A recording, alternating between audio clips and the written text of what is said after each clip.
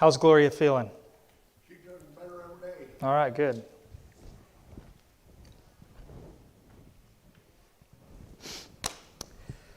Okay.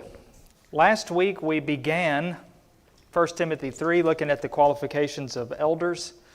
We are lumping in with it Titus 1, 6 through 9 because it is the corresponding section, parallel, one of the few direct parallels between either of the letters to Timothy and Titus.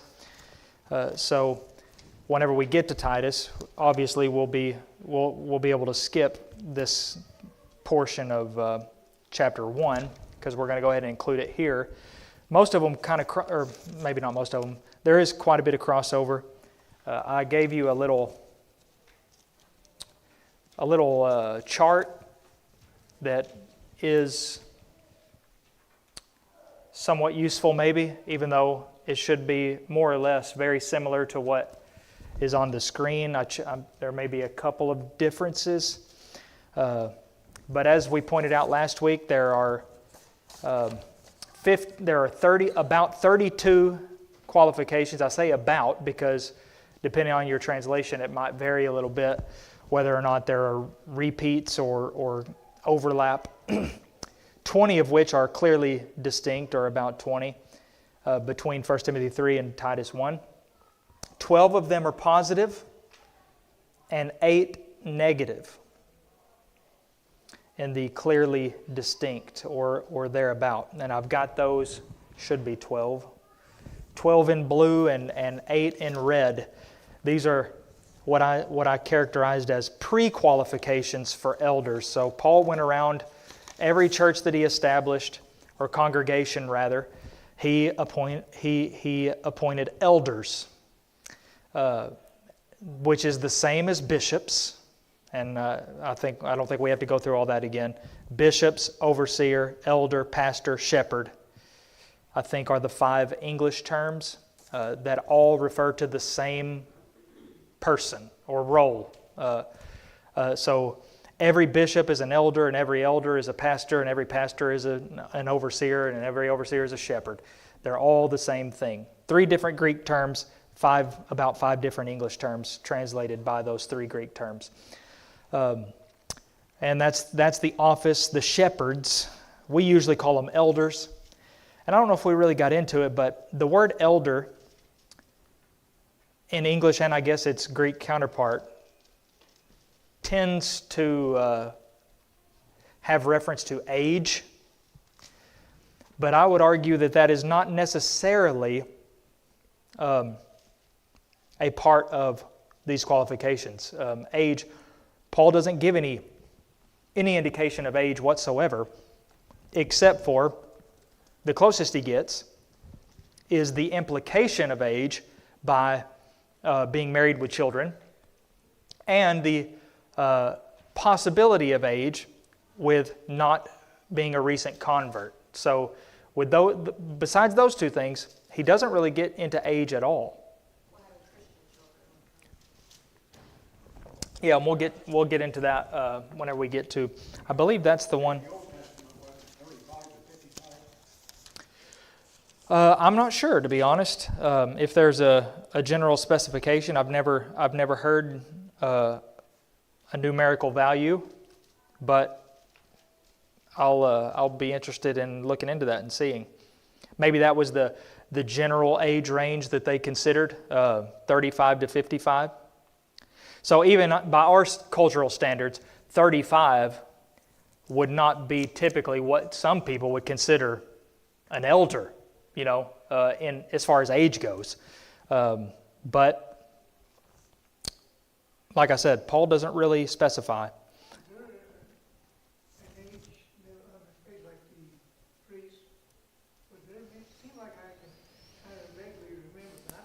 I'm not sure. I know when they numbered the children,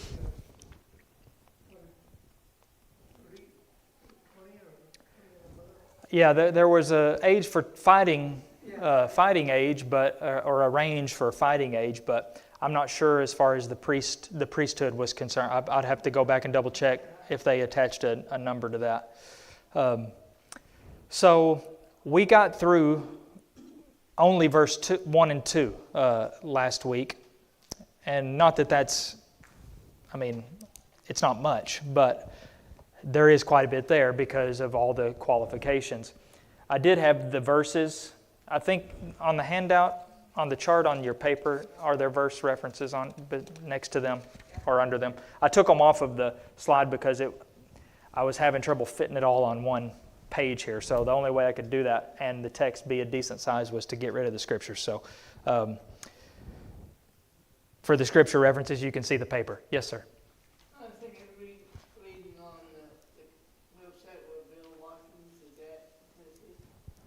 Yeah, Creve Hall, yeah. Yeah, I think that they've got as many elders as we have members. Well, Almost. I don't know if it is that many, but that would be ideal for a congregation that large, If you had the resources and the men, Yeah. oh boy.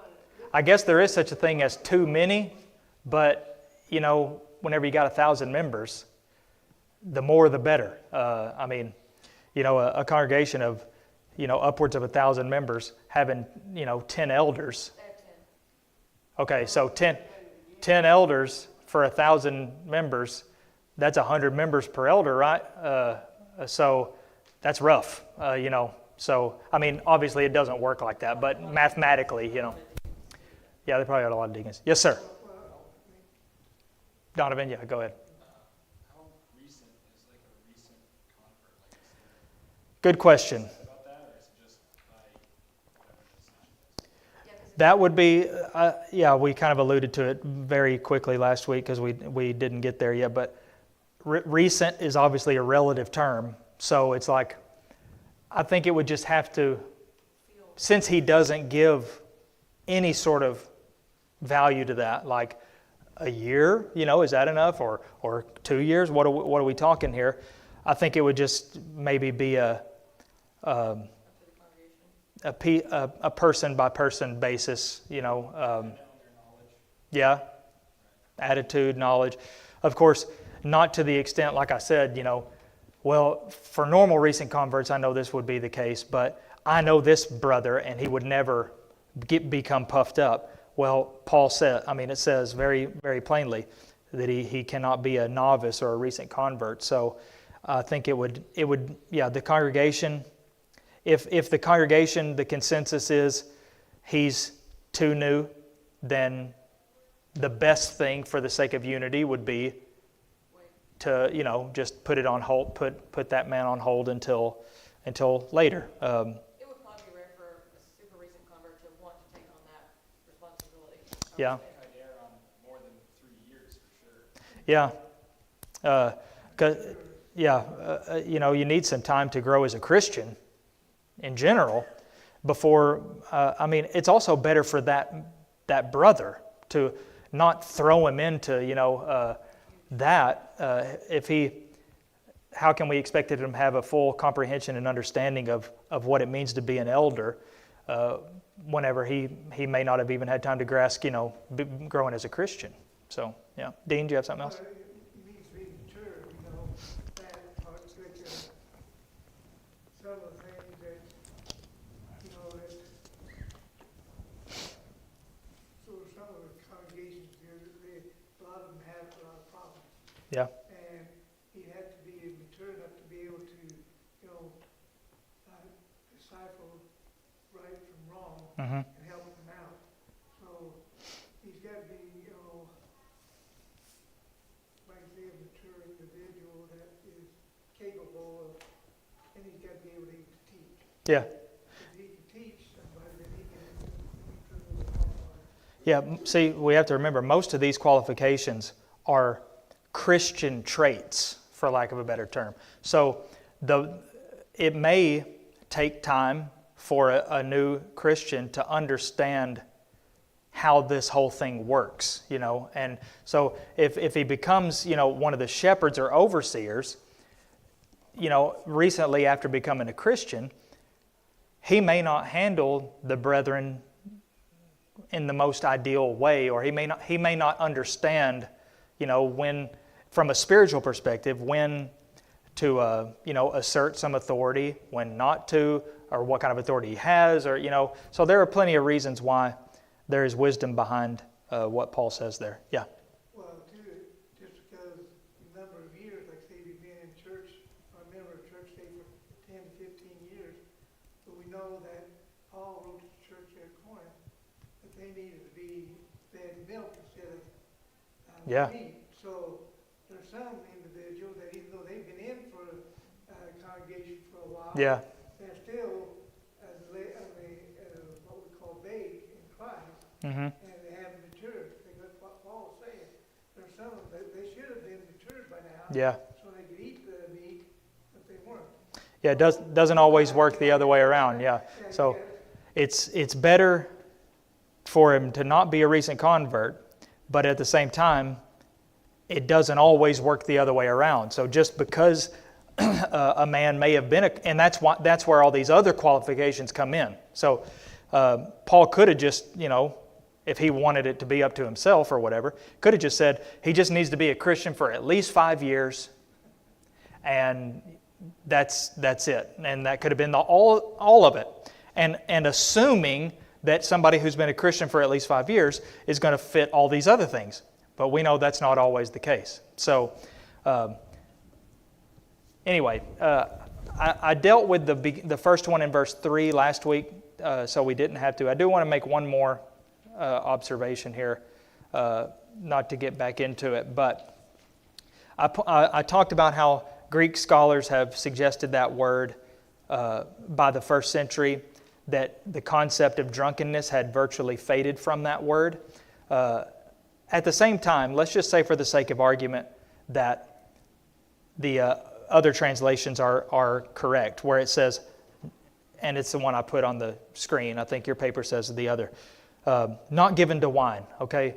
We have to remember, culturally speaking, there were uses, there were ways in which wine was used, which we also will learn later on in 1 Timothy, that was not a recreational, social kind of thing. It was used for medicinal purposes and things along those lines. But if you think about the concept of someone who is, how is the word literally, who is beside their wine, who is somebody who is always has to have it there, or they're always with it, that presents the picture of somebody who is using it in an indulging way. So even if that is what the word would denote, what I'm saying is anybody who tries to use this as an argument to say it's okay to have a little bit as long as you aren't given to it, or addicted to it, some might say. But that certainly does not follow, that just because he says don't be addicted, and I'd used that argument before. But what I didn't mention last week was there were other uses for it that were not, the way we use it. Nobody uses wine today for medicinal purposes. It just isn't done. I mean, somebody could say, well, I did once, or I do, just so they can say they do. But no, that's not. We have a pretty thick line between here's our medicines, here's our recreational substances. And they don't really cross in our culture. But either way, the picture here is somebody who is not using it in an ideal way. Whereas Paul does instruct Timothy in his own personal circumstances to use it for medicinal purposes, for his stomach's sake. And that's where Paul seems to draw the line as far as that goes. Yes, sir. Listening to the numbers wrong. They have 10 elders and 43 deacons. 43 deacons. 43 deacons. So they do have a lot of helping hands in the official. Yeah.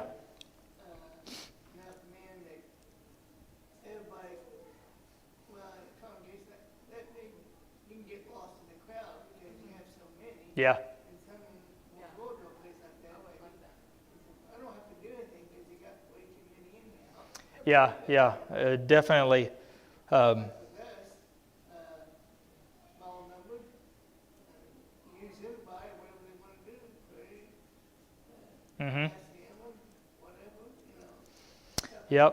There is a glorious middle ground, you know. It's obviously we would love to have, you know, double, triple, even quadruple, you know, our numbers or more. I think there is such thing as too big, and where you lose some things, that familial element and things like that. But hey, it's a good problem to have, I guess. There might be like a member that you've never met before, and that's kind of Yeah. weird to think about. It's like the high school we went to. There were people graduated with, never even talked to them before. Never knew. I've never met them. And my graduating class was on the smaller side by averages, and it could work the same way in a congregational setting, which is not ideal. It's not wrong, you know, but it's certainly not ideal. Okay, so that fits into one of the negatives. Let's see, verse 3, above reproach. That one could almost be above reproach is not a negative, but I changed it from the without reproach. Without is kind of a negative term. So without reproach, but husband of one wife, sober-minded, self-controlled, respectable, hospitable, able to teach. Those are all positive ones. So now we come back to negative ones with the not given to wine or not a brawler. And then we have not violent. Not violent. The word translated violent there means a pugnacious, contentious, quarrelsome person is what that word means. Shouldn't be like that. On the contrary, and this may be the only place where he gives a contrast. So whether this could actually be considered one, this is why I say there's about 32, because this one could kind of be seen as one or two different ones. Not violent, but gentle. So that could be the same one, or it could be viewed as two separate ones. Gentle, that word translated gentle means suitable or fair, reasonable, gentle, mild, patient. It's characterized by compassion and understanding. So that's what that word means. Somebody who is patient, who's reasonable, who isn't going to get all up in arms or offended by something, or ready to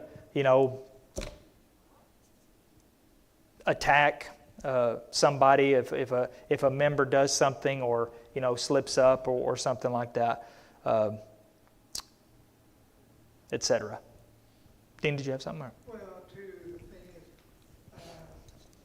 with the older you get, a lot of times, you do get more compassionate and that in general, especially as you grow up and that, as you get older and older, a lot of things don't obsess you as much as, and there's other cases though it does.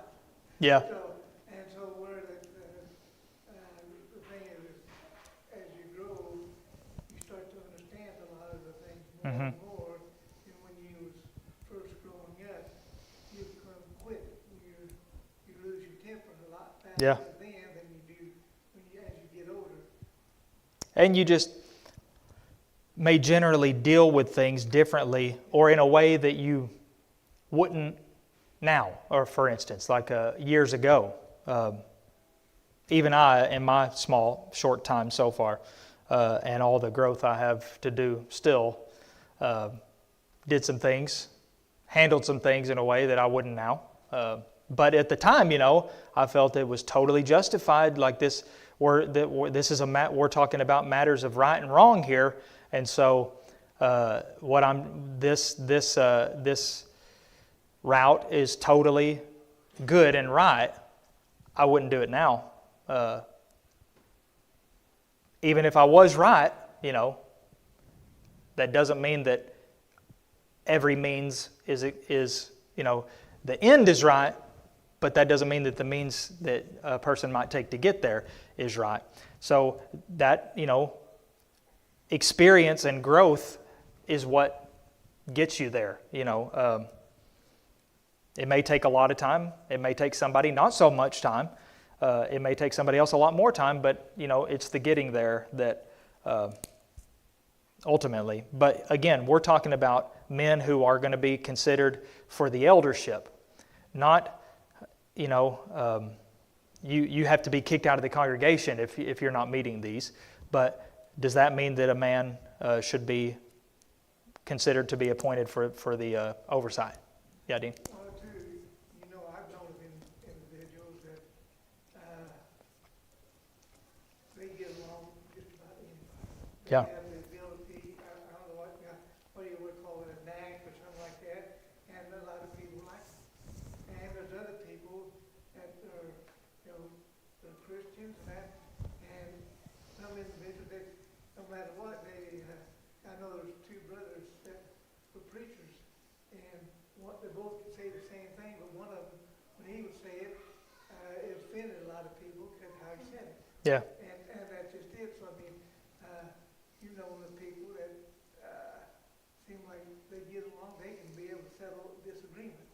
Mm-hmm. But you got other ones that try to settle agreements, and they get farther and farther apart. Yeah. So, Yep.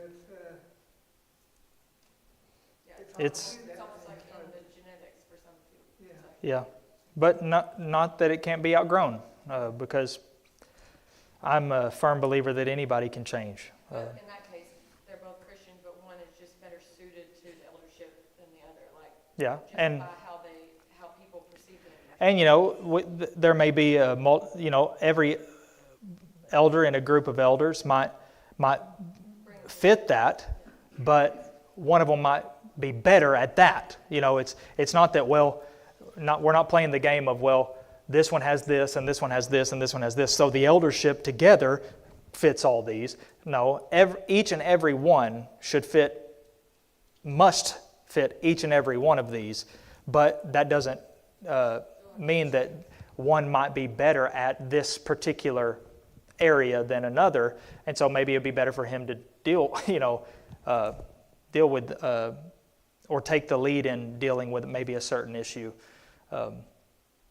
That just goes for any team sport or any team thing.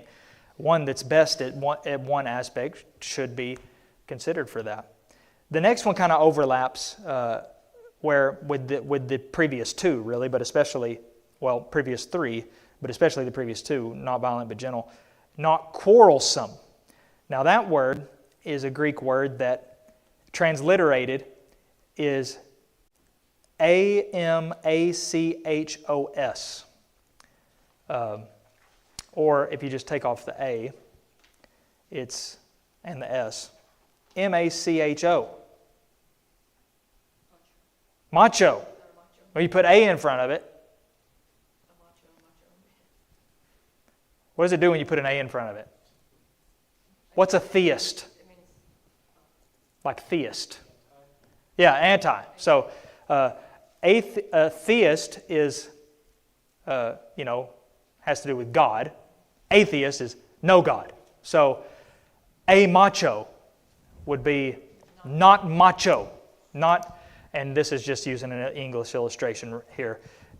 It's almost like not a macho man.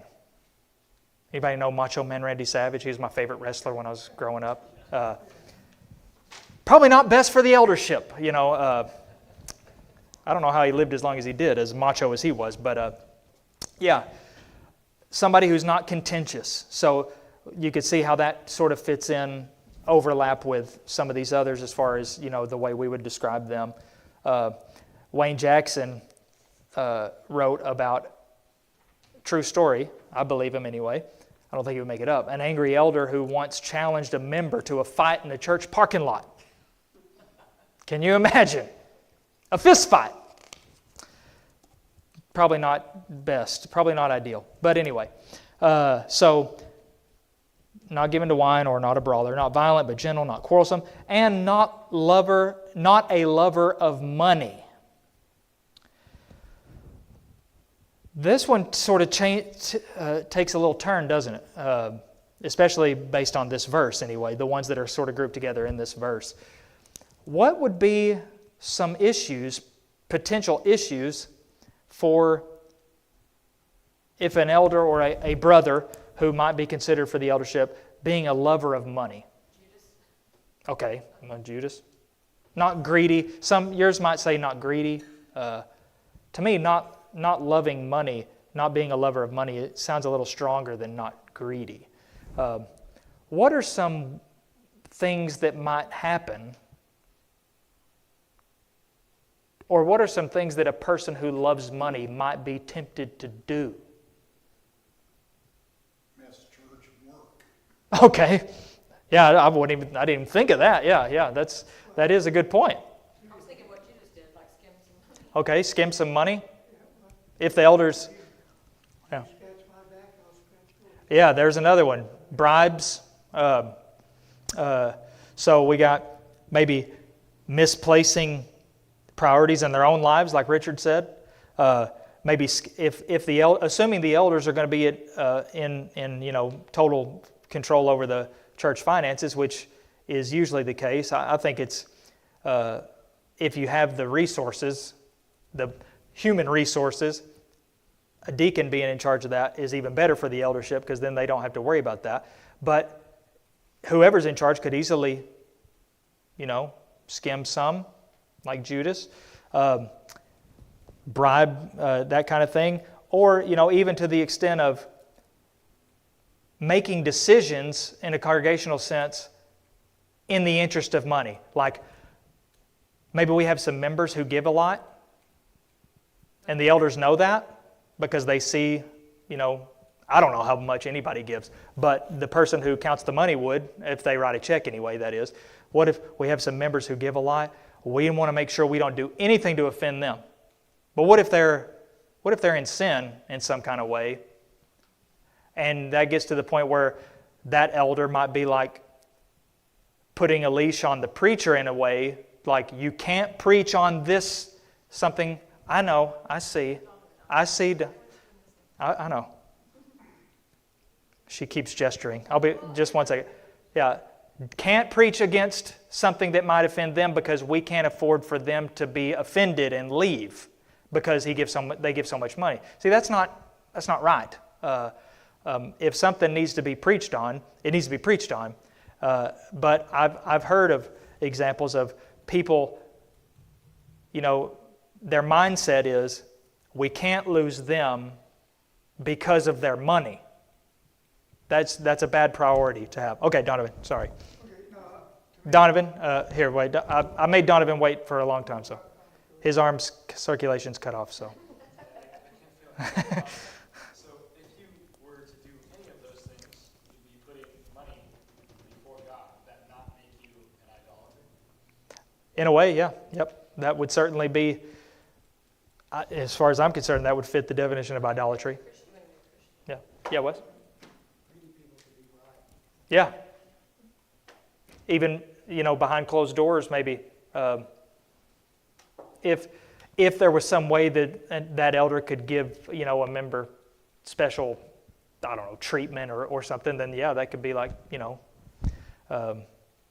tempted to do that. That's a problem of loving money. You're willing to do things for money. Yeah, Dean, go ahead. it looks like to me, this might be where it's showing that in the early church that the elders received money paid. They Yeah. were paid, just like the preachers and evangelists like that. So, but though that's not the case nowadays, but I think Yeah. really, because the elders have a greater responsibility. And really, I know the preacher has a responsibility too, but though the elders has to make sure that you do Yeah. what is right. So I mean, and a lot of times they do put in a lot of hours that they need to be compensated for, just like the preacher and the minister and Yeah. all that. But though nowadays we don't do that, and I think right there it seems like maybe they did pay the elders. Yeah, if the church has the resources and one or more of the elders does treat it like a full-time job, it's totally appropriate and right.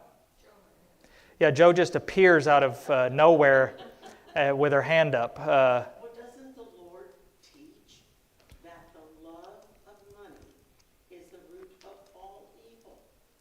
So obviously, that would disqualify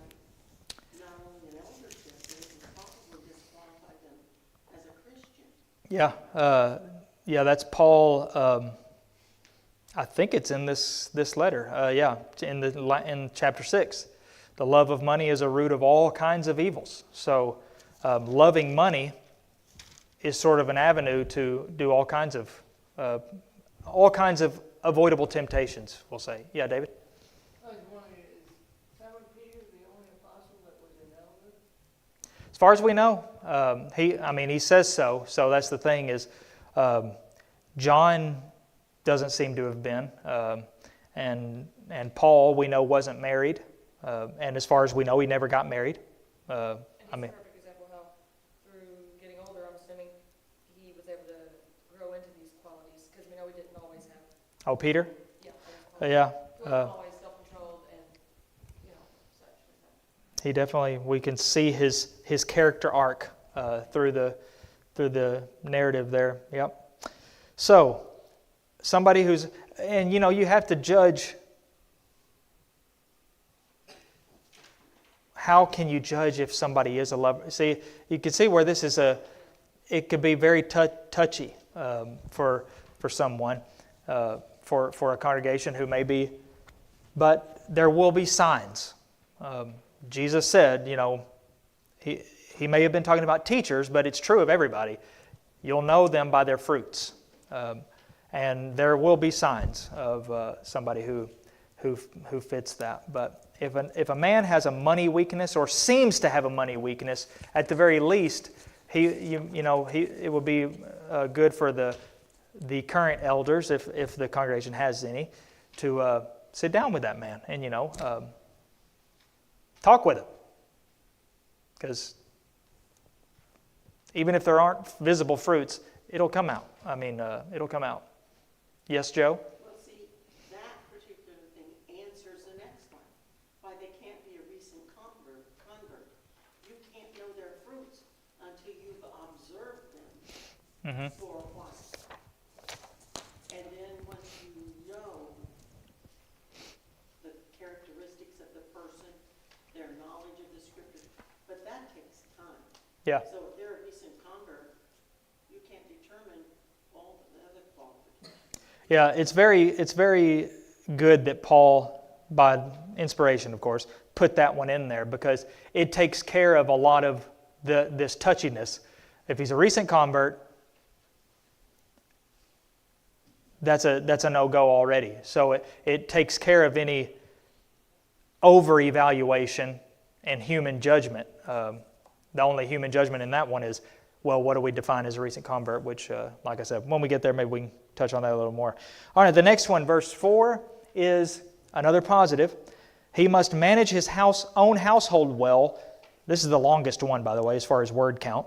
Must manage his own household well with all dignity, keeping his children submissive. For if someone does not know how to manage his own household, how will he care for God's church? So I've just sort of summarized this as he must be a scriptural head of the house, because that's what I see Paul describing here. Someone who is a scriptural head of his household. He doesn't let his wife be the head of his house. Okay? That's part of managing his own household. The wife is part of the household, isn't she? Now, but he doesn't mention the wife, does he? Well, he does as far as I'm concerned, because he says his household. Now, he mentions the children specifically, but before that, he just mentions it as managing his household, and that's part of managing his household. And this is the only one. No, I'll take that back. Recent convert, he sort of gives a reason, and then the last one he also sort of gives a reason, although it's not as clear as the other. But this is the first one that he gives a reason or an explanation. Why this qualification? Because if a man doesn't know how to manage his own household, then he won't be able to manage the church, God's household. Makes perfect sense, really. And again, this takes away, it should, any human judgment of, well, yes, this brother had some issues, nobody could tame this brother's wife, okay? She's just out of control. He tried, and I know he'll be able to serve, I know he'll be able to manage God's household, even though he wasn't able to manage his own. Well, Paul says, by inspiration of the Holy Spirit, that if he wasn't able to manage his own household, well, then he won't be able to manage God's household. So that's, the end of that. Yeah. I mean, a wife could possibly disqualify her husband. Absolutely. I'll go ahead and throw this in here. If we skip down to verse 11, now, yes, technically, Paul starts talking about deacons in verse 8. But if you look at 8, 9, and 10, and then you get to 11, he says their wives or or women. Some versions just say women. But the Greek word translated women there is the word also for wives. So the context has to determine if it means women or wives. The ESV obviously says takes it to be wives, and that's why it says their wives. But the question is, whose wives? Well, surely Paul wouldn't put a restriction on deacons that doesn't even apply to the elders. So it seems to me that would apply both to deacons and elders. But he starts talking about, in the middle of qualifications for these men, things that their wives must be.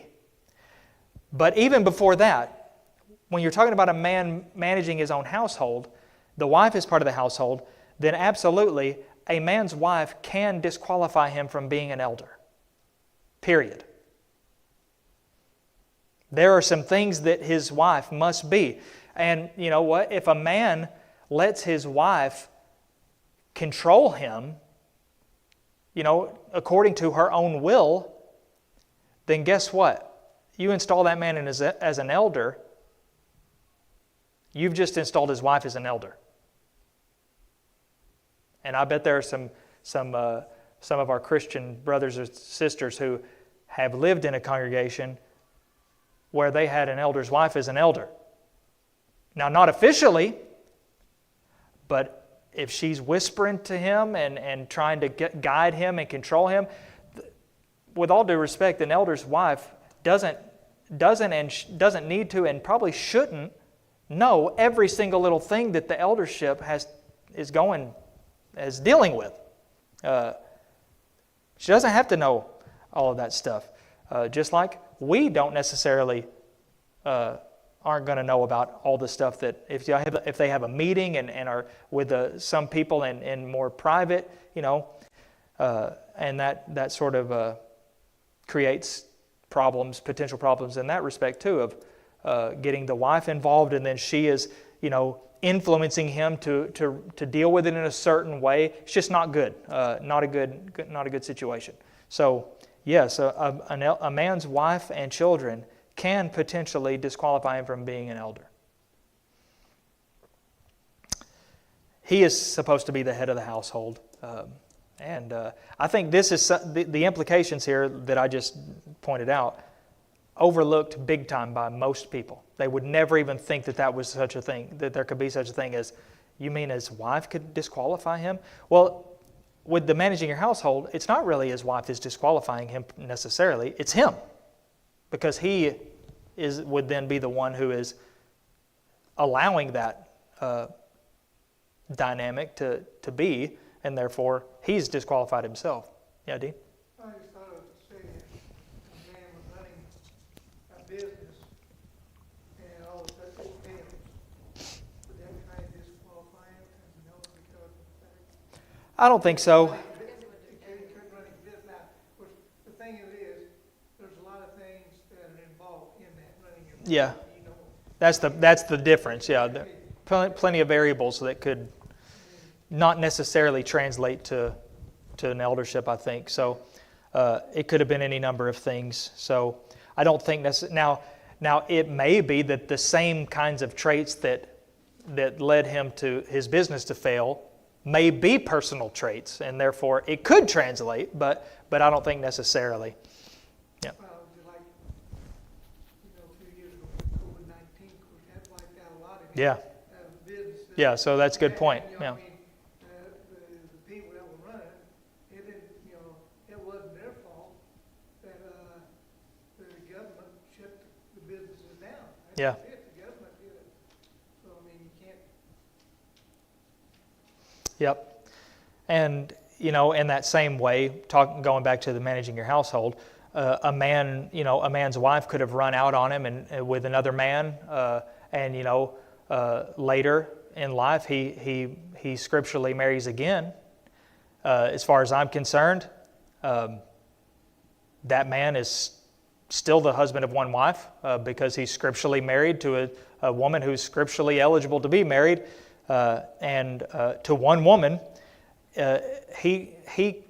You can't control another human being, so that wasn't his fault necessarily that his first wife did that, and wouldn't necessarily disqualify him based on these stipulations here, in the same way that a failing business wouldn't necessarily prove the same point that Paul is getting at here. If a man, I think we make it harder than it has to be, more complicated. If a man exhibits the problem of he has absolutely no control over his family, the signs will be somewhat clear. It will be pretty clear, so I think it's a little more simple than we might make it out to be. Verse 6. We've already talked quite a bit about it. Must not be a recent convert or not a novice. And here again, Paul gives a reason. Because if he is, notice he doesn't say it's because he won't know enough. He won't have enough scriptural knowledge. It's not because he won't have enough human knowledge or experience. He says it's because he may become puffed up with conceit and fall into the condemnation of the devil. First, let's just go ahead and knock out that. What is the condemnation of the devil? Well, I think in context, the most natural way to look at that is the same, consider adding the word same, the same condemnation into which the devil fell. He may fall into the same condemnation the devil fell into when he chose to do what he did. Okay, so one of the paraphrase versions sort of puts it like that. It's not he's going to fall into the condemnation under the devil. The devil's going to condemn him. No, he may fall into the same kind of condemnation that the devil fell into. Yeah, Dean? Okay. Yeah. Pride, haughtiness, arrogance, yeah. And that's true. If you're appointed that you're the elder, well, you're the leader, well, they just start being lifted up. Mm-hmm. That you have to do what I tell you to do. Yeah. Too big for his britches, we might say. Just in this, we could probably see this in the business world or the work world, where somebody that's new gets promoted to manager or something, and they may be like, I'm king of the castle here, and what will that maybe lead them to do in that puffed up conceit? It may lead them to not be any of these things that he's supposed to be. So we talked about being gentle and compassionate, not argumentative, self-controlled, above reproach. I mean, you see, it's kind of a domino effect. So that's why Paul just goes ahead and nips that in the bud and says, it's not best. And let me add, again, in a time when they did have miraculous knowledge, the ability, Paul could have laid his hands on one of these men and given him all the knowledge that he needed, or all the knowledge that was available even. And yet, even in that age, he says, not a recent convert, period, because it may go to his head. That's pretty much what he's saying. And that takes away any human figuring or judgment of, well, but I know this brother. I've known him my whole life. He not, and that may be true. He may not. He may be the most or the least likely to be puffed up with conceit of any of the elders. And he was just baptized, last week? Doesn't matter, because he's still a recent convert. And in time, he will no longer be a recent convert. If he's like that, then he'll just get better. He's not going to get worse, as far as, the natural progression. He's not going to get worse. He'll just get even more suited to the eldership. And then, finally, verse 7, he must be well thought of by outsiders. Interesting. So that he may not fall into disgrace, into a snare of the devil. Now here, the wording is totally different. The condemnation of the devil gives that idea of the same condemnation the devil fell into. This one does seem to refer to, a temptation of the devil. Fall into a snare. The devil's left a snare there, to trap you. But this is the only one that has any reference to people outside the church. He must have a good testimony, the old ASV I think says, or a good reputation, maybe yours might say. He must be well thought of by outsiders. Yeah, if you're known as like a shady businessman. Yeah, if you're the car dealer. Everybody in the community knows, like that's obviously Not that all. No offense, Donovan. You work for If you're one of those car dealers, ripping people off left and right, selling them lemons, and making sure to write up the contract where it can't come back to you, and then people find out, oh, so and so is one of the elders at the Church of Christ over there. Guess how many people in the local community aren't going to want to have anything to do with the Church of Christ? Probably every one of them. So that's just maybe an extreme specific example, but that's the idea. Is his reputation should be, he should have a good, and maybe not just good, because the world may not have the best compass of what is a good reputation. He needs to have a godly reputation. He needs to have a good, wholesome, godly reputation.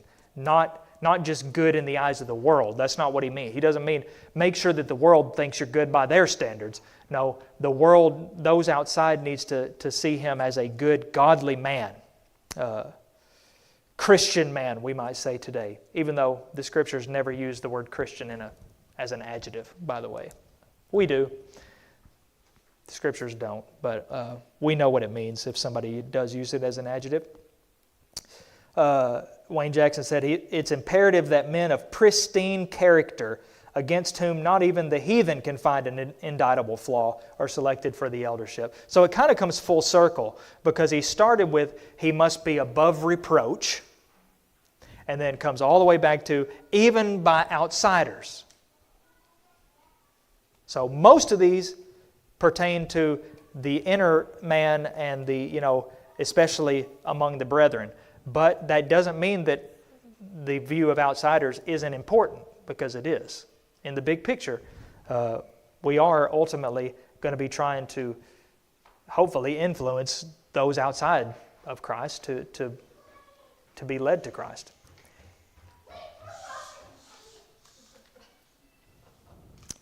Romans' characteristic ear-piercing shh that's louder than whatever the people are doing. Yeah, he's got a very, very well-trained shush. Not from us, because we're trying to unlearn it. Because he doesn't shush himself. Yeah, he never shushes himself. Never heard it once, It'd be kind of weird if he did, but not even in his own head he doesn't shush himself. Well, we didn't technically throw in the ones from Titus, but next week maybe we'll start there. Before we get into the deacons, we'll look at the 2 or 3 that are mentioned in Titus that are not mentioned in 1 Timothy, which will focus mostly on his children are believers. Because that's one that probably requires some discussion. Yes, sir.